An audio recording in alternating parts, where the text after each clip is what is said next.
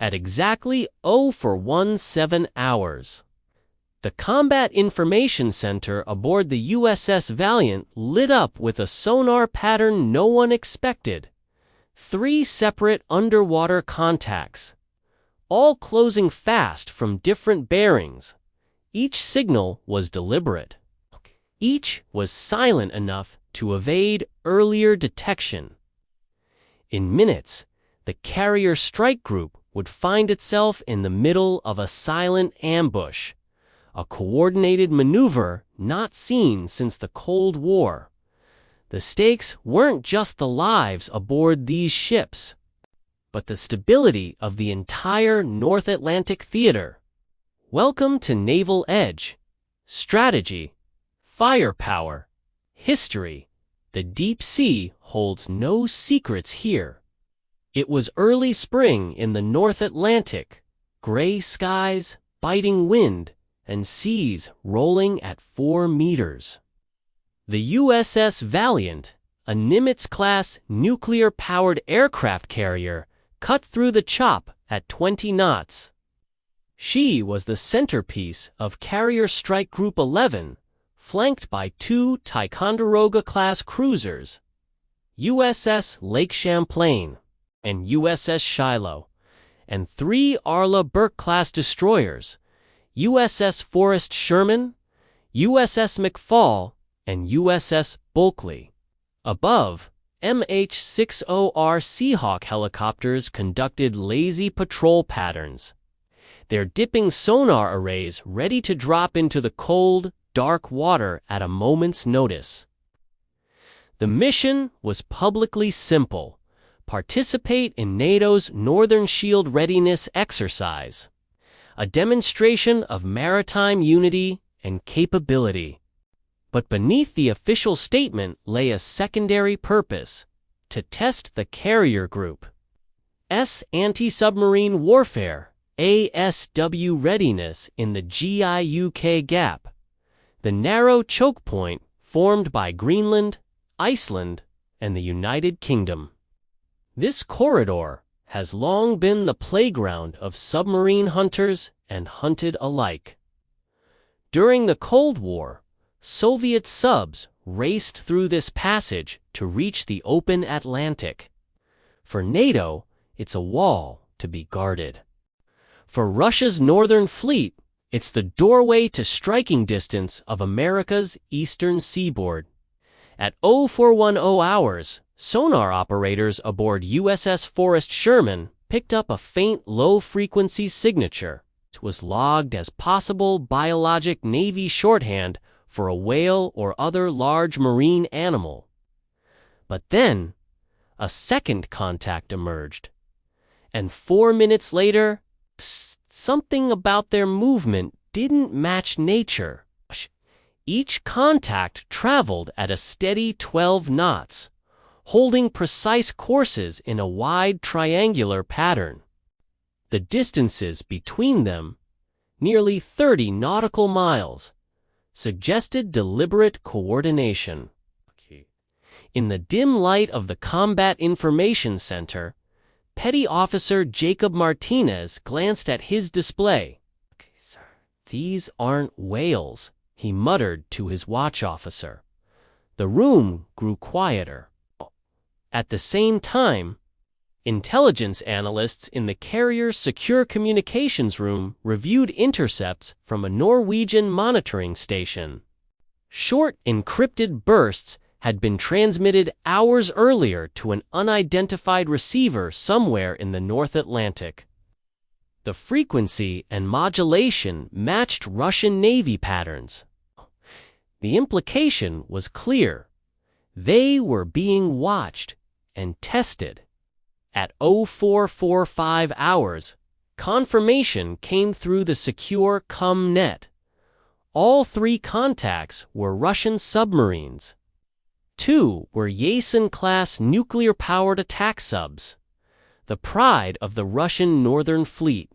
Sleek, quiet, and armed with Calibra land attack cruise missiles, Koenig's anti-ship missiles, and heavyweight torpedoes, these boats were designed to kill carriers.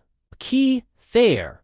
The third was a Bora-class ballistic missile submarine, a behemoth armed with 16 Bulava nuclear missiles, Key, each capable of carrying multiple warheads. This was no random patrol. Key. The formation's geometry was a textbook pincer, one Yason trailing the carrier group from the stern, shadowing its wake. The second Yason approaching from the starboard flank. The Bore positioned dead ahead, creeping toward periscope depth. This wasn't surveillance. This was a silent kill box. Aboard Valiant, Admiral Mason's voice was steady but clipped. Deploy Sanabways, launch the Seahawks. Keep them outside 15,000 yards. P-8, a Poseidon aircraft already on station out of Keflavik, began dropping passive and active sonobuoy patterns. 6-0 our Seahawks skimmed the waves, dipping their sonar arrays and scanning the depths. The Russian boats maintained their positions, ignoring standard underwater hailing protocols. The tension in CIC was palpable. One wrong move, one misinterpreted signal, and weapons could be in the water. The first countermeasure was psychological, as Forrest Sherman dropped a pattern of practice torpedoes ahead of the Boreas path, a Navy way of saying, "We have you locked in." For long minutes, nothing changed. Then, a shift. The Yason trailing the carrier dove below 1,000 feet, disappearing into the thermocline, a layer where temperature changes bend sonar waves, making detection harder. The second Yason edged closer to USS McFall, almost taunting its sonar operators.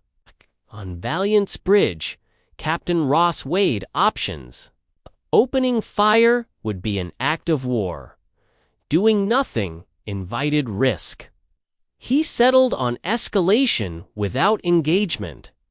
Destroyers switched to active sonar, their loud pings booming through the depths.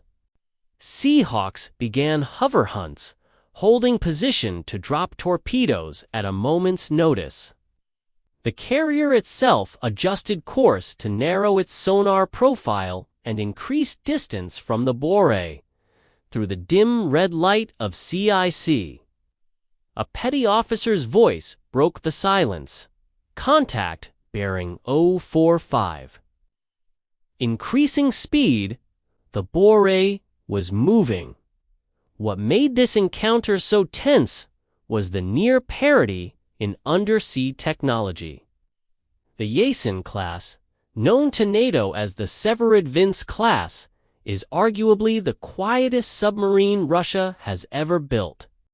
Its reactor is designed for near-silent cruising, and its sensors can detect surface ships hundreds of kilometers away.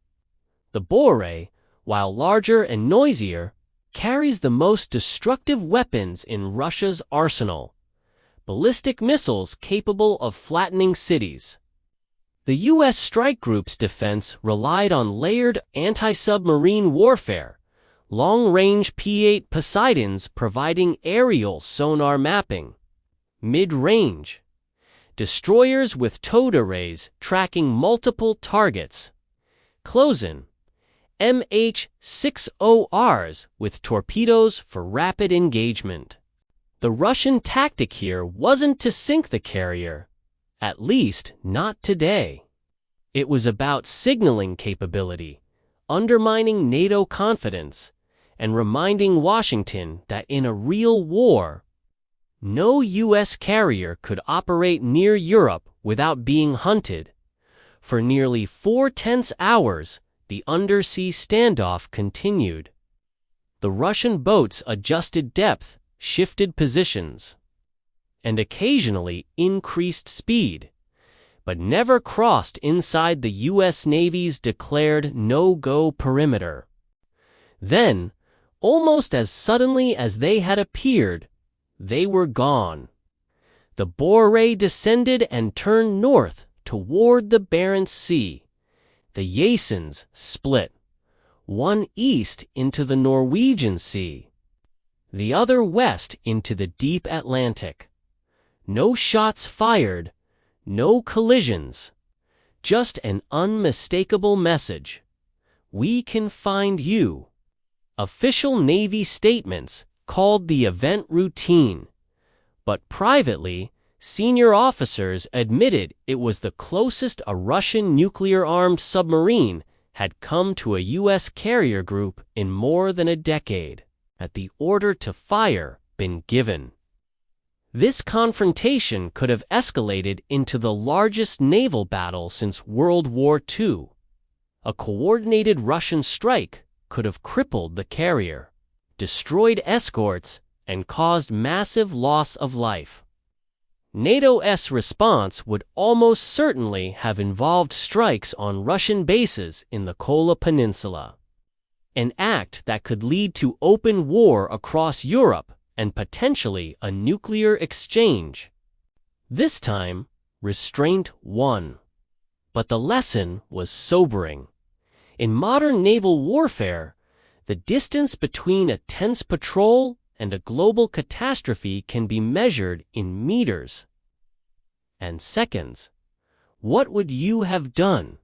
Fire first or hold your ground? Drop your thoughts in the comments and subscribe to Naval Edge for more real-world encounters and deep-dive military analysis.